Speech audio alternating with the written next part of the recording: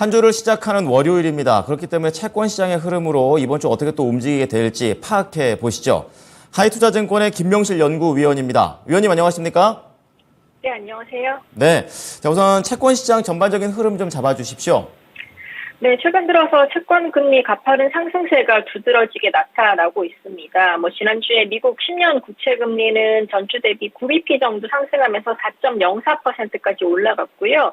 2년물 금리도 9.5bp 상승하면서 4.78%까지 올라갔습니다. 이런 것들 때문에 수익률 곡선도 빠르게 가팔라지는 모습들 나타나고 있습니다.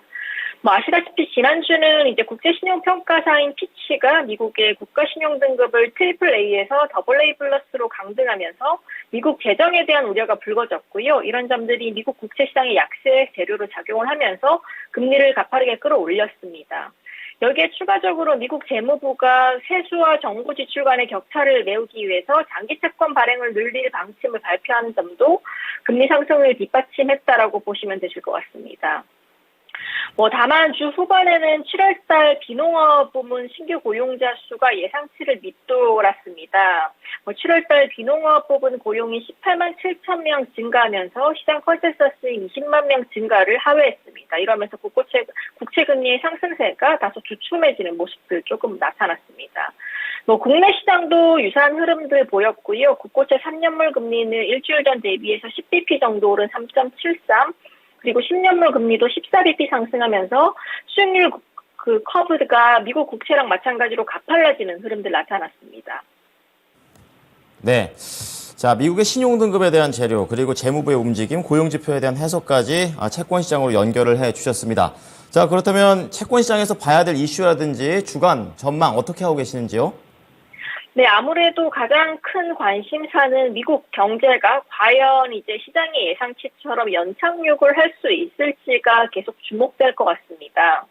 역사적으로 40년 동안 연준은 6번 정도의 긴축 사이클을 경험했고요. 이 중에 4번은 경기 침체로 이어졌고 2번은 연착륙에 성공했습니다. 확률적으로는 침체의 가능성이 높았고 실제로 경기 침체가 발생했던 경우도 연준이 마지막으로 금리를 인상한 이후 10개월에서 17개월 정도 지난 시점에 침체가 시작됐습니다. 경기 향방을 조금 더 정확하게 파악하기 위해서는 과거에도 그랬다시피 상당 기간 필요하다라는 입장은 동일하고요. 이 경우 연착륙을 기대하는 주식과 침체를 우려하는 채권 시장 간의 괴리는 더 커질 수 있다라고 보여지고 있고, 어느 한 시장의 신호가 틀린 것으로 판명된다면 지금의 금융시장의 조정폭은 채권이든 주식이든 조금 커질 위험이 있다라고 보고 있습니다. 과거의 금리 고점에도 불구하고 연착륙이 지지될 수 있었던 근거는 크게 네 가지 포인트에서 나타났고요. 첫 번째로는 비농업 고용 둔화 징후가 미발생했다는 점이고요. 실질적으로는 비농업 고용의 전월비가 20만 명 넘게 증가하는 추세가 유지가 됐다는 점입니다. 두 번째는 제조업 PMI 같은 실물 지표가 50포인트 선을 계속적으로 유지할 수 있었고요. 세 번째는 물가지수 역시 연준의 목표 범위 2% 부근으로 안정적인 수렴을 보였다는 점. 마지막으로는 은행권들의 상업과 산업 대출의 둔화 징후가 미포착됐다는 이런 조건들이 충족되면서 연착륙이 지지가 됐습니다. 반면에 침체의 징후는 앞서 재료와는 완전 반대되는 모습들이 나타났고요.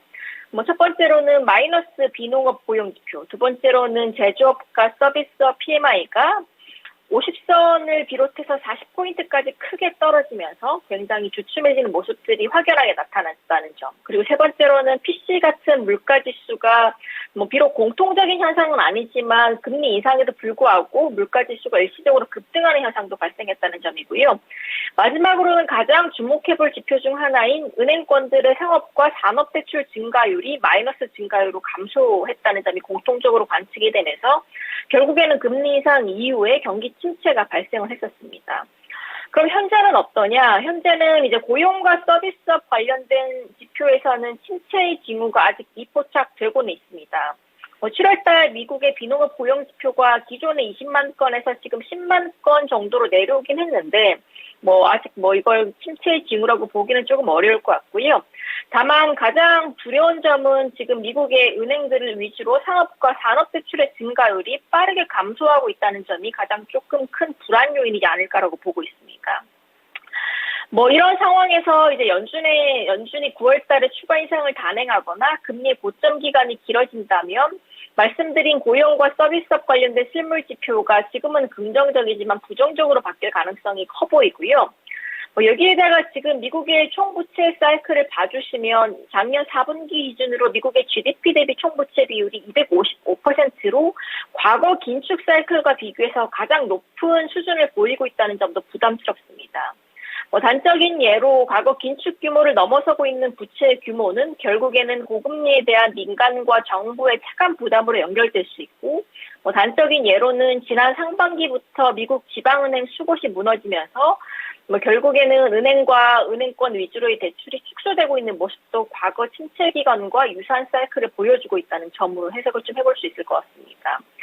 결국에는 지금 당장은 고용이라든지 실물 지표에 엄청난 둔화가 나타나고 있진 않지만 지금 대출 둔화 같은 몇 가지 부분에서 리스크 징후가 나타나고 있다는 점은 굉장한 부담 요인이라고 보고 있고요. 과거에도 그랬듯이 금융 불안이랑 연계된 경기 침체는 그 폭과 기간 측면에서 일반적인 경기 침체에 비해서 충격이 꽤나 컸습니다. 따라서 이 같은 점을 계속적으로 모니터링할 필요가 있고, 추가적으로 크레딧 관련된 지표 변화와 통화정책 연계 가능성도 조금 주시해야 되지 않냐라고 예상을 좀 해보고 있습니다. 네. 어쨌든 간 연착륙에 대한 가능성이 있는 상황에서 침체 징후도 없지 않다 정도로 좀 이해가 됩니다. 마지막으로 채권 전략 들어보겠습니다. 네, 이번 주는 지난주 금리의 상승폭이 워낙 컸던 만큼 이번 주는 일부 되돌린 장세 나올 수 있다라고는 보고 있습니다. 아시다시피 7월달 비농업 부분 고용자 수가 예상치를 크게 하회하면서 일단은 미국 국채금리의 급등세는 진정이 됐었고요. 그리고 지금 재무부의 물량 부담으로 작용했던 미국의 공급발 리스크 역시나 비록 2년과 5년, 10년물의 발행은 예상보다 컸지만 실질적으로 3년과 20년 그리고 30년물 같은 초장기물에 대한 발행은 시장 추정치와 일치한다는 점에서 커브 스티프닝의 압력도 현재 수준에서 제한될 수 있다라고 보고 있습니다. 이번 주는 이제 11일 날 7월 달 PPI 지수와 미시간대 기대 인플레이션 지수가 발표 예정일 것 같고요. 예상치에 부합하거나 하회할 가능성이 크기 때문에 미국 국채 금리는 지난주와는 조금 다르게 강보합 흐름을 이어나갈 것으로 예상을 하고 있습니다. 네, 전략도 잘 참고해 보도록 하겠습니다. 감사합니다, 위원님. 네, 감사합니다. 네, 채권플로우 하이투자증권의 김명실 연구위원이었습니다.